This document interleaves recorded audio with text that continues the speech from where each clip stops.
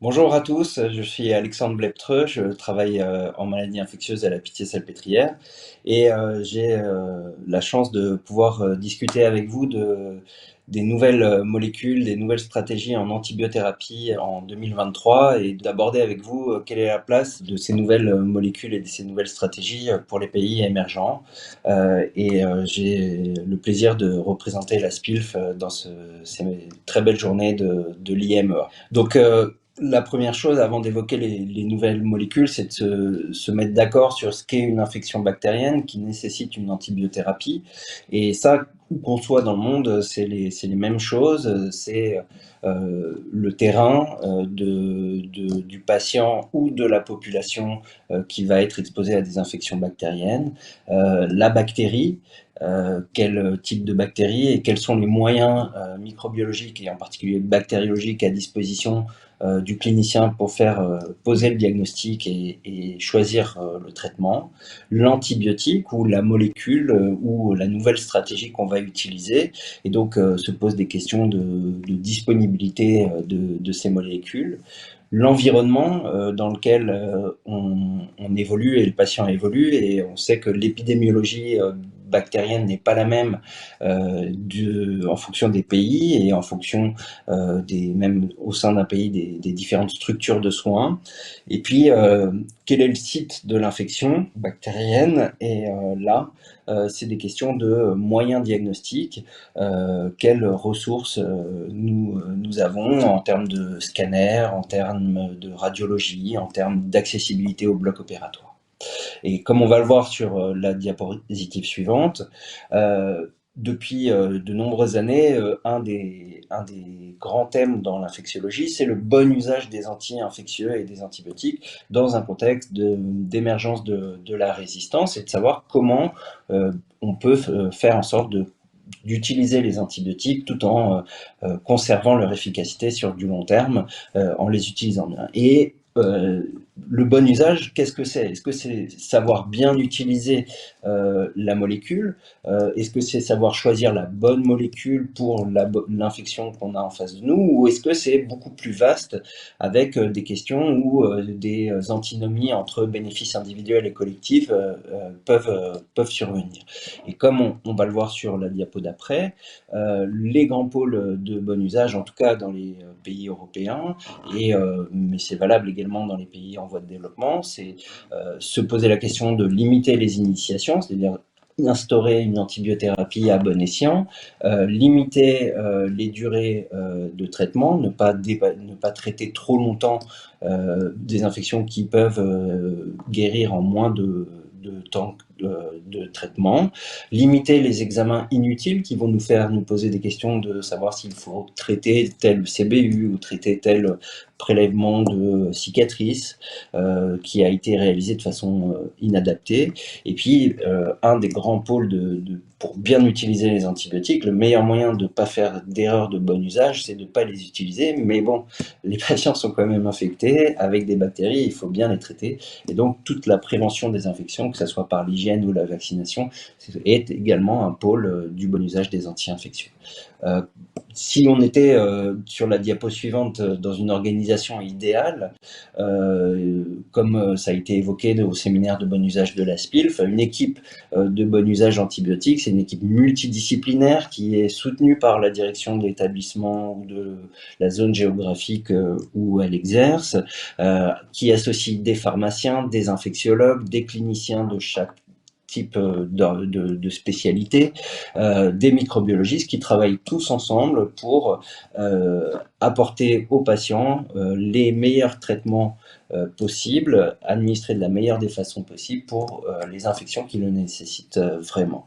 Et si on va vers la diapo d'après, comme on peut voir, la question est, et la question de ce topo, c'est les nouvelles molécules, les nouvelles stratégies, et est-ce accessible pour l'ensemble des pays sur la planète? La première chose, c'est de savoir quelle est la place de ces nouvelles molécules antibiotiques avant de parler des nouvelles stratégies.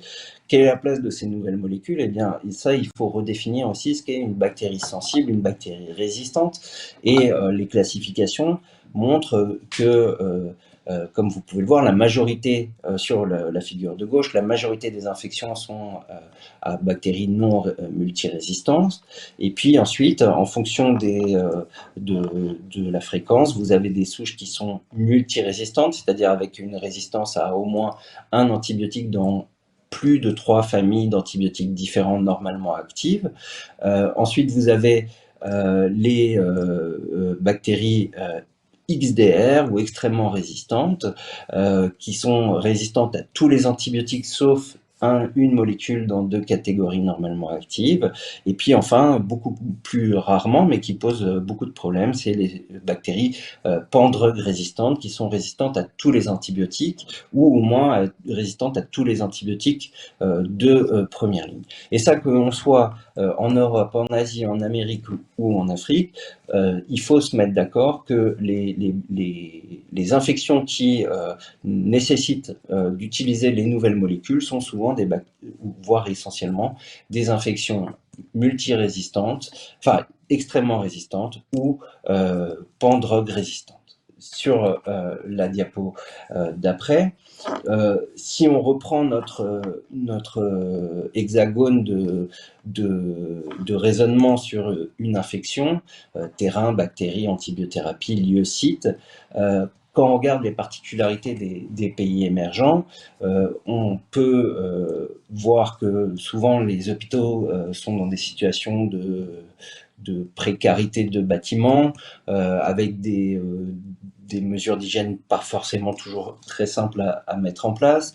On a une accessibilité aux antibiotiques qui est faible, parfois beaucoup de mésusage, voire des faux antibiotiques, et un accès aux outils diagnostiques microbiologiques qui est souvent assez faible. Et si on va sur la diapo d'après, en se focalisant sur la bactérie, la première question à se poser, c'est quelle est la place des nouvelles molécules dans les pays émergents? C'est quelle est la part de bactéries multirésistantes, extrêmement résistantes et pan-drug résistantes dans les pays émergents. Et ça, en reprenant cette présentation de Martin Van de Putte, on voit qu'il y a des données qui existent sur ce qui se passe dans les pays en voie de développement, mais que ces données sont extrêmement parcellaires et ne sont pas représentatives de la réalité quotidienne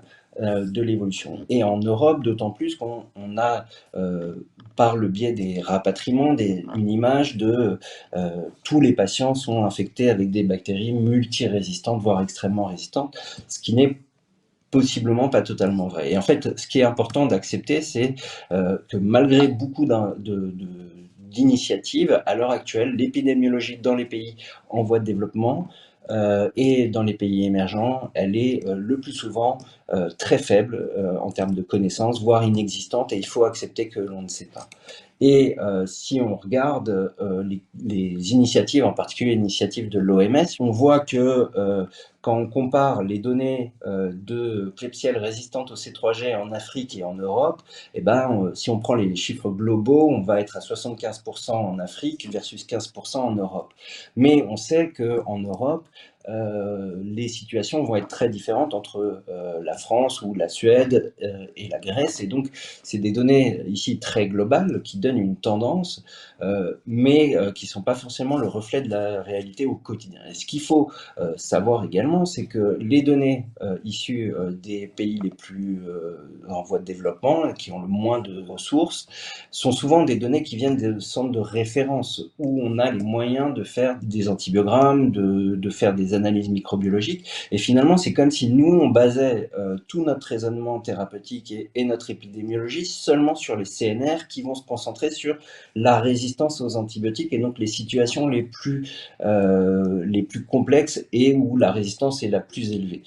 Dans ce travail qui était pédiatrique, mais qui est valable également pour l'adulte dans plusieurs pays et où ils ont comparé en jaune et orangé sur la carte d'en haut les pays de faible niveau de revenu et en bleu les pays de haut niveau de revenu.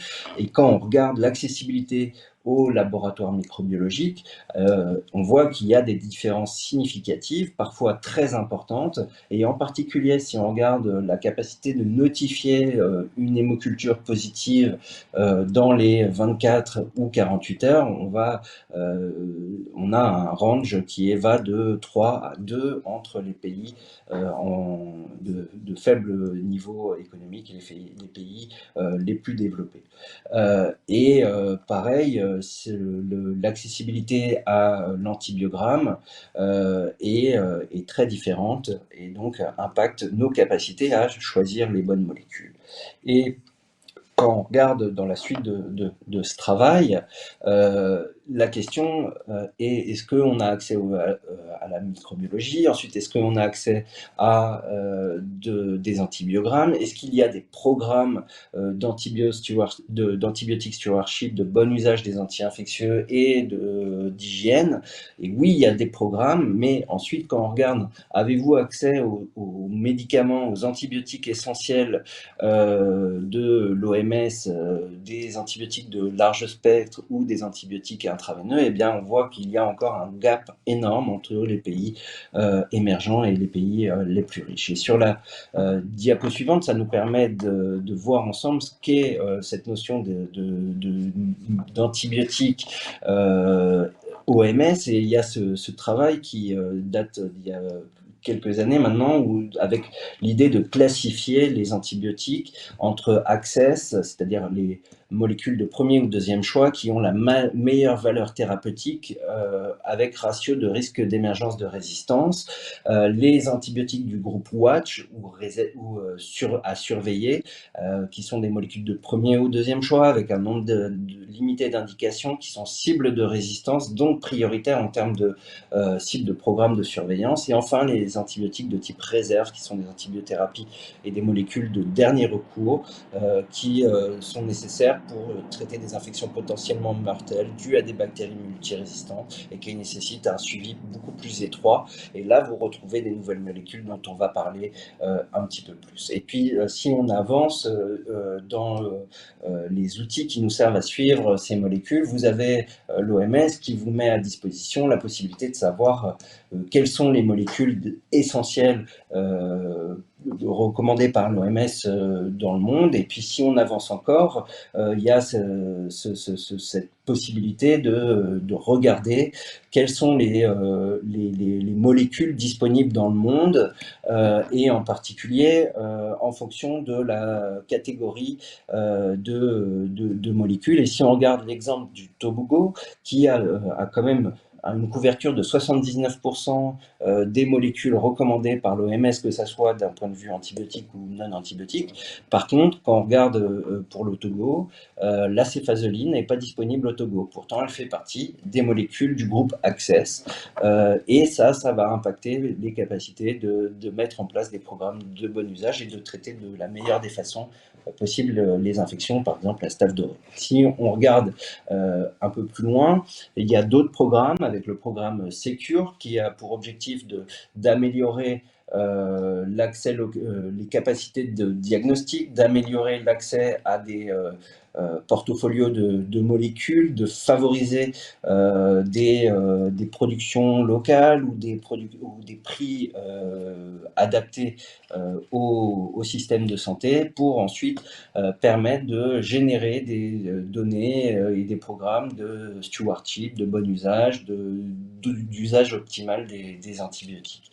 Et si on regarde par exemple le portfolio dans la diapo suivante des hôpitaux africains, on voit que il y a dans les hôpitaux sud-africains aucun problème pour avoir accès à toutes les molécules qui sont soit Access, soit Watch, comme vous pouvez le voir. Et par contre, quand on regarde sur d'autres pays, on voit bien que même sur des zones géographiques qu'on va considérer émergentes, il y a aussi une grande disparité.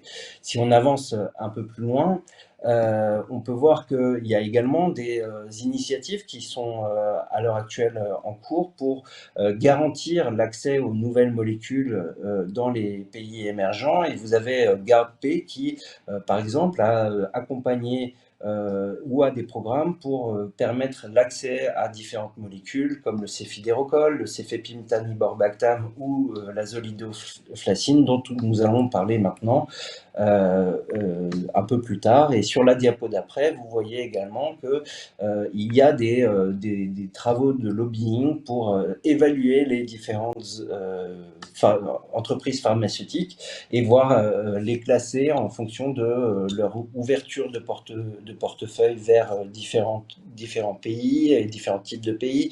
Le fait de mettre à disposition les molécules quand elles ont été développées dans les essais cliniques ont eu lieu dans des pays de faible niveau de revenus. Et puis jouer sur la réputation, les scoring, le benchmarking des sociétés productrices de molécules anti-infectieuses. Sur la diapo suivante, on va évoquer quelque chose que vous connaissez tous, c'est-à-dire les molécules sont principalement designées pour le marché nord-américain et européen. Et puis quand on regarde sur la diapo suivante, on voit que même sur des pays riches, même en Europe, on va avoir des grandes différences en fonction des molécules sur le délai entre l'autorisation par la FDA de la molécule et la disponibilité sur le marché des délais qui peut mettre plusieurs années. Et c'est particulièrement marquant pour le Canada.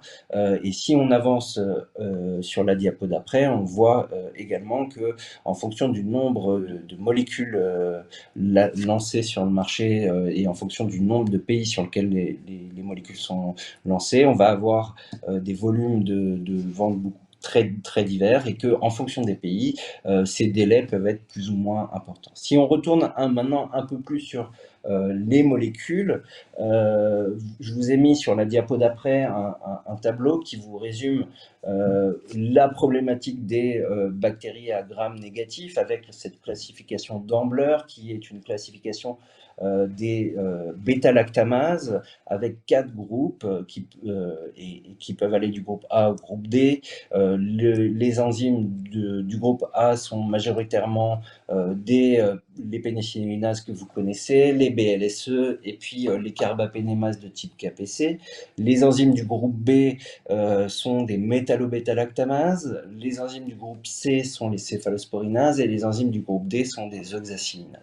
Et je vous ai fait figurer sur le tableau les différents inhibiteurs de bêta-lactamase, certains anciens comme clavulanate, tazobactam et sulbactam, et d'autres beaucoup plus récents, voire pas encore sur le marché, pour vous montrer deux choses. Un, on a énormément progressé sur les capacités thérapeutiques de traitement des infections par carbapénémase, et deux, il y a un type d'enzyme qui amène beaucoup de problèmes, ce sont les métallobêta-lactamases, et comme on va voir sur la diapo suivante, vous voyez qu'il y a des combinaisons développées avec une catégorie qui pose problème à l'heure actuelle, c'est la catégorie des carbapénémases de type métallobêta-lactamase, où finalement, à part certaines nouvelles associations, pas encore disponibles sur le marché, on se retrouve en impasse thérapeutique. Ce qui est intéressant de voir ici aussi, c'est le cefepime-taniborbactam, donc qui est développé par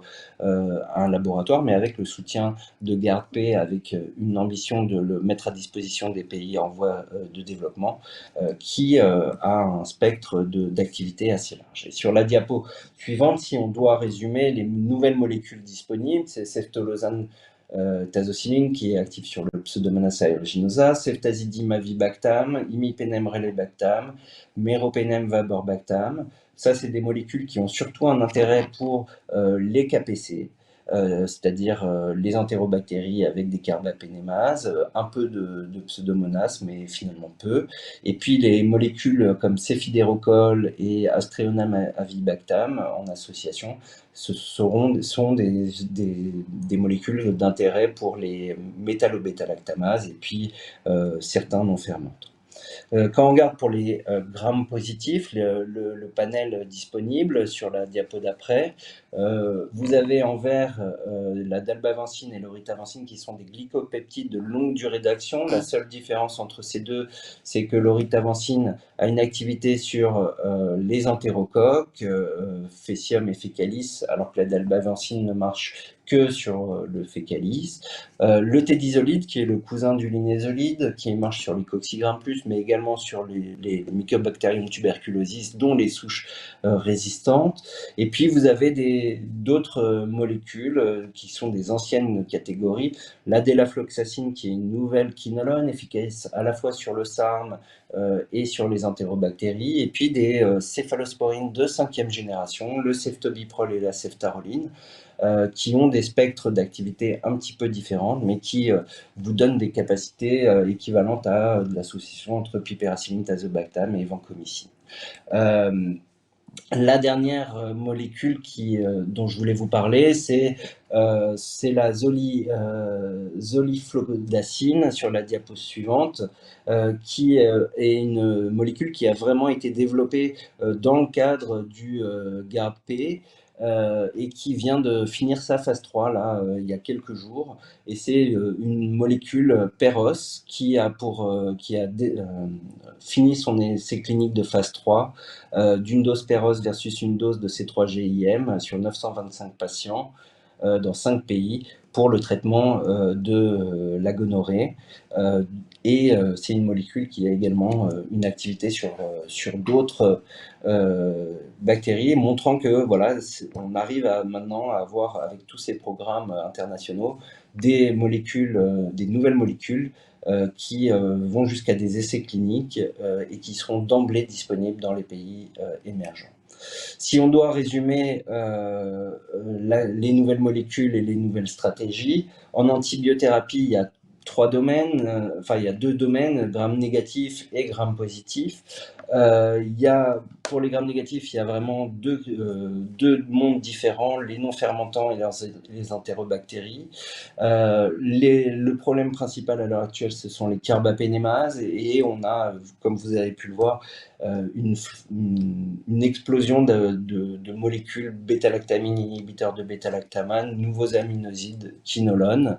Ce qu'il faut retenir quand même, c'est que, comme dans le VIH, on peut se poser la question de savoir s'il ne faudrait pas se battre dès maintenant pour casser les combos entre bêta-lactamine et inhibiteurs de bêta-lactamase. Pour les grammes plus, la problématique, c'est les staph, quels qu'ils soient méticilline résistants, les entérocoques Faecium, et dans les nouvelles molécules intéressantes, y compris en pays émergents, c'est les molécules de longue durée d'action qui permettent de diminuer la charge en soins avec une efficacité thérapeutique importante. J'ai pas eu le temps d'aborder avec vous les non-traditional antimicrobial strategies que sont les phages, qu'ils soient naturels, synthétiques, qu'on utilise simplement leur lysine ou leur dépolymérase, les nouvelles petites molécules interférantes, et puis les modulations de microbiote, que ce soit la transplantation de microbiote fécal, que ce soit la transplantation de microbiote vaginal, et puis également tout le domaine de la vaccination et des anticorps monoclonaux et de l'accès à l'innovation pour les pays en voie de développement. En conclusion, et pour aller sur la dernière diapositive, j'ai un peu dépassé, je vous prie de m'en excuser. La question, c'est où que l'on soit dans le monde, il faut savoir, est-ce qu'on a besoin de nouvelles molécules? Et si oui, est-ce qu'il faut forcément avoir toutes les nouvelles molécules à disposition? Et puis ensuite, qu'on soit à Paris, Lomé, Bangkok ou à Mexico, la question qui se pose, c'est appliquer les principes de bonne utilisation de ces nouvelles molécules. C'est-à-dire qu'il faut être capable de documenter l'infection, de connaître la sensibilité de notre bactérie aux molécules que l'on veut administrer, savoir utiliser la molécule et savoir optimiser l'administration de la molécule au patient en fonction du patient et de son infection. Mais où que l'on soit, il faut bien être conscient que si on n'a que, comme dans l'allégorie de la caverne, une image qu'on pense être la réalité, qui est en fait une ombre portée, que vous soyez médecin français ou médecin de n'importe quel autre pays, si vous n'avez pas de capacité de savoir quelle est exactement la situation de votre patient, vous ne pouvez pas faire de bon usage. Ou alors, vous pouvez limiter le bon usage à je traite, je ne traite pas, je fais telle durée et j'essaye d'utiliser une molécule de première intention, puis une molécule de seconde intention. Et donc, la vraie question, plus que l'accès aux nouvelles molécules universelles, c'est vraiment l'accès aux capacités à la fois de prévention, aux capacités biologiques de diagnostic et aussi aux molécules. Et avoir des molécules sans être capable de faire un antibiogramme ou d'avoir un prélèvement péropératoire fiable, c'est que l'on soit médecin français, africain, sud-américain, asiatique ou océanien, c'est une hérésie parce que quand on a tous ces moyens à disposition, ces moyens de diagnostic biologique, on recommande et on essaye de ne pas utiliser ces molécules sans savoir ce que l'on fait. Et donc, c'est la même chose que l'on soit à Paris, Lima ou Dakar. Je vous remercie et je suis à votre disposition pour les questions. Merci beaucoup Alexandre. Donc tu es maintenant présent avec nous en vrai, sur place. Bonjour.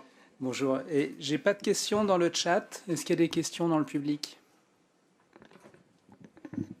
C'était tellement clair que non, peut-être qu'il n'y en a pas. Mais je vais commencer par une question. Tu l'évoques brièvement à la fin.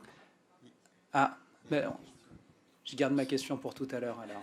On privilégie le public. Merci Alexandre. Et c'est peut-être plus une question pour le professeur Ouedraogo, s'il est toujours avec nous. Mais c'est aussi en rapport avec ta présentation qui était très bien. Merci à tous les deux d'ailleurs. Moi j'ai une question. Tu as bien montré finalement les recommandations OMS. Il existe des documents OMS qui tentent de prioriser telle ou telle molécule et qui proposent des implémentations locales fonction des pays, fonction des politiques des pays et fonction de la disponibilité des médicaments. Et c'est une question donc, pour le professeur Ouedraogo.